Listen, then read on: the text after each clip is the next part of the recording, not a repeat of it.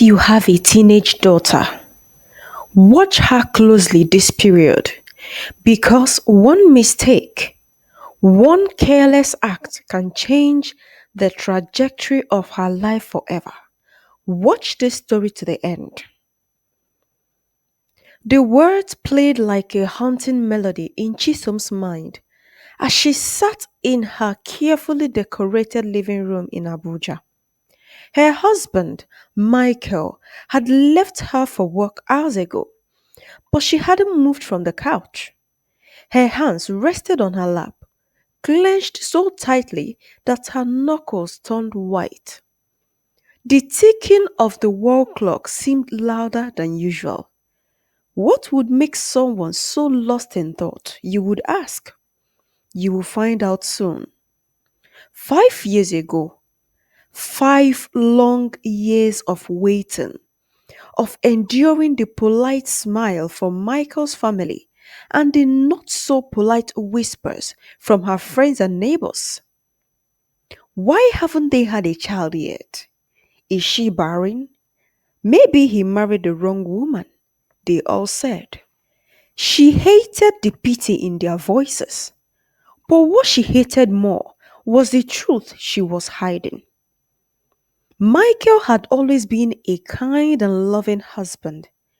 When they got married, he was full of optimism, often talking about how their children would inherit his love for books and her striking beauty. He even picked out names, baby names, long before they had the chance to try for a child. But as the months turned into years, Michael's enthusiasm dimmed. His late night research into fertility treatment and his subtle questions about seeing a doctor became harder for Chisom to evade. Each time he brought it up, she deflected. Let's just keep praying, she would say. God's time is the best. Michael never argued, but she could see the frustration building behind his quiet eyes. He was a patient man, but patience has its limits, and Chisom feared that she was nearing his. That morning, as Chisom prepared breakfast, she overheard Michael on the phone with his mother. Yes, Mama, I know. It's been 5 years, everybody knows. But you have to understand, these things take time, he said, his tone strained. He paused, listening to whatever advice his mother was giving, then sighed deeply. All right, I will talk to her again about seeing a doctor. For the 100th time, Mum. Chisom froze in the kitchen, the knife in her hand, hovering over the cutting board. Her heart raced as panic set in. That night, Michael brought it up again, this time more assertively. Chisom, we need to talk, he began, his voice calm but firm. She pretended not to hear him, focusing intently on the soup she was stirring. Chisom, he moved closer, his hand resting on her shoulder. She flinched at his touch, which didn't escape his notice. Mike, what is it? She asked, feigning ignorance. I've been patient, he said, his voice trembling slightly. But we can't keep avoiding this. 5 years, Chisom. 5 years are nothing, not even a miscarriage. We need to find out what is really wrong. There is nothing wrong, Mike. There's nothing wrong. You're stressing me out. She snapped, her voice sharper than she intended. Michael stepped back, his eyes narrowing, in shock. I'm stressing you out?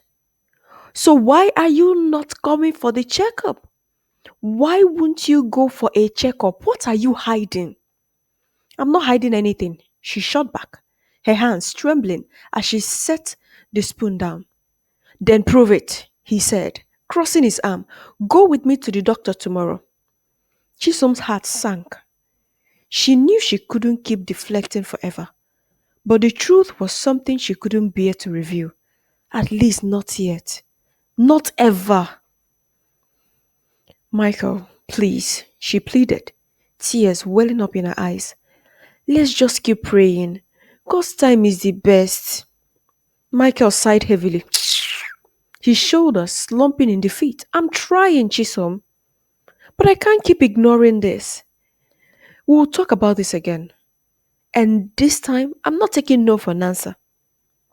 I am certainly bundling you to that hospital to get a check done. As he walked away, Chisom wiped her tears and stared at her reflection in the window. The image of a confident, beautiful woman stared back, but she felt like a fraud. Outside, the estate children played noisily, their laughter echoing in the cool evening air. A little girl tripped and fell, her cries piercing the tranquility. Her mother rushed to her, scooping her up and comforting her with soft whispers. Chisom watched the scene with a lump in her throat. It was a simple moment, a mother and child, but it was a moment she would never have. Why never, you might ask? Her secret wasn't just a burden, it was a ticking time bomb. One day, it would explode, and when it does, there will be no turning back. The sound of children playing outside faded, replaced by echoes from a time long past. Chisholm's mind wandered back to her childhood, back to the root of the secret that had shaped her life. She was 15 years old, young and full of curiosity, living with her parents and younger siblings in a modest home in the bustling heart of Owerri. Her father, a strict but often absent businessman, believed in providing for the family but had little time for emotional connections. Her mom, a gentle woman, stretched thin between running her small shop and managing the household. She did her best, but was often too exhausted to notice the subtle changes in her children.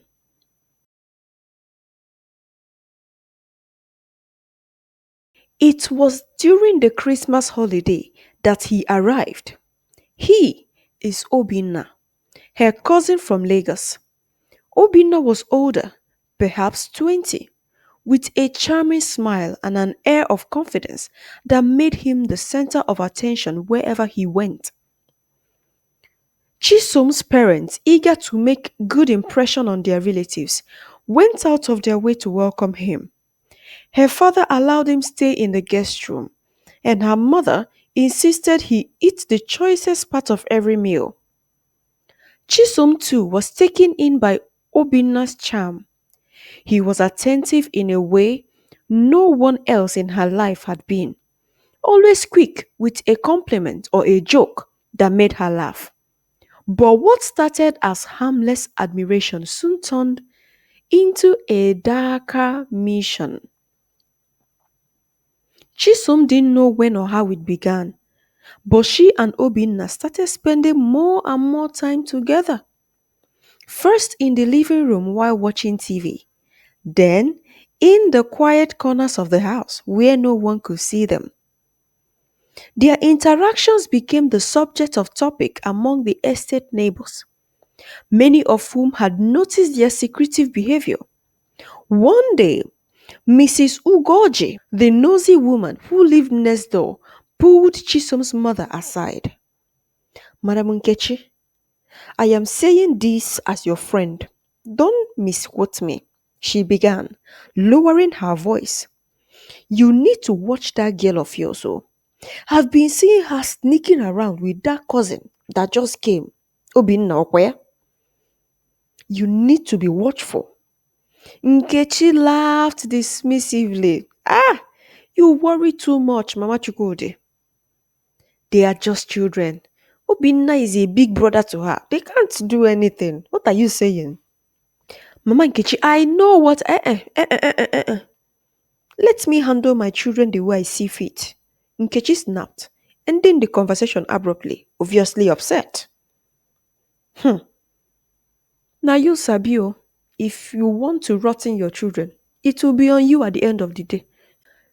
Chisom was naive, but even she knew that what she was doing with Obinna was wrong.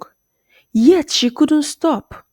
The thrill, the attention, it was intoxicating. Until the day she missed her period.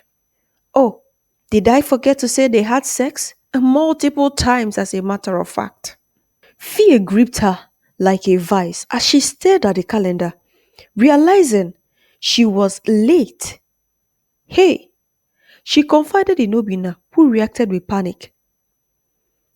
We can't let anyone find out, he whispered one night in the dimly lit guest room. You have to get rid of it, he continued. I'm scared, Obina, she said, tears streaming down her face. Do you want your father to kill us both? Do you want to shame your family? Ha, Chisom, you have to do this. You just have to get rid of it.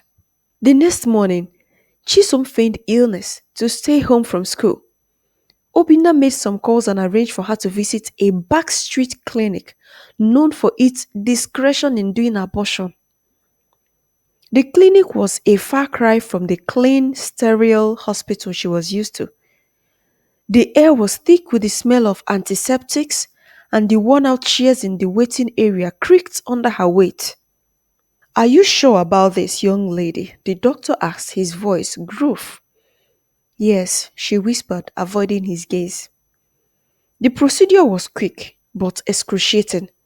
By the time it was over, Chisom felt hollow, physically and emotionally. Back home, her mother noticed her pale face and unsteady walk. Chisom, Bia, come close. What is wrong with you? Nkechi asked, her voice tinged with concern. Nothing, Mom. I'm just tired. I told you I was sick earlier. Mm, sick, huh? Nkechi wasn't convinced. She waited until her husband left for a business trip, then cornered Chisom. Tell me the truth, my friend, she demanded. What's going on with you? Do I look like a child? I gave birth to you, my friend. I've stayed in this world longer than you have. So open your mouth and talk now before I descend on you.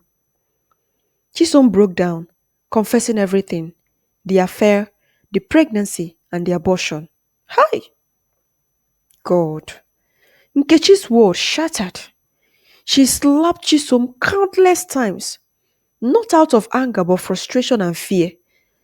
You have ruined yourself. Ha! She cried, pacing the room. What if something goes wrong? What if you can't have children? What if you lose your womb? What if you have died? Hi, God! She kept screaming. Her words turned prophetic. A week later, Chisom developed complications and was rushed to the hospital. The doctor's verdict was devastating. The abortion had caused irreversible damage to her womb. She won't be able to conceive again, the doctor said bluntly to the mom. Nkechi wept silently, blaming herself for not paying more attention to her daughter. She swore never to tell her husband the truth, carrying the guilt and shame like a heavy burden. Chisom blinked back tears as the memories of what happened 15 years ago faded, replaced by the reality of her childless marriage. She glanced at the clock, realizing Michael would be home soon. She knew she couldn't keep the truth hidden forever, but she wasn't ready to face the storm it would bring. It had been 5 years since Chisom and Michael tied a knot.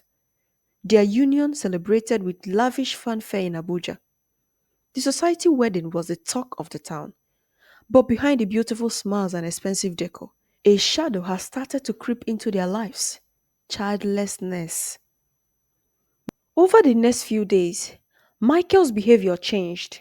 He became distant, spending more time at work or with his friends.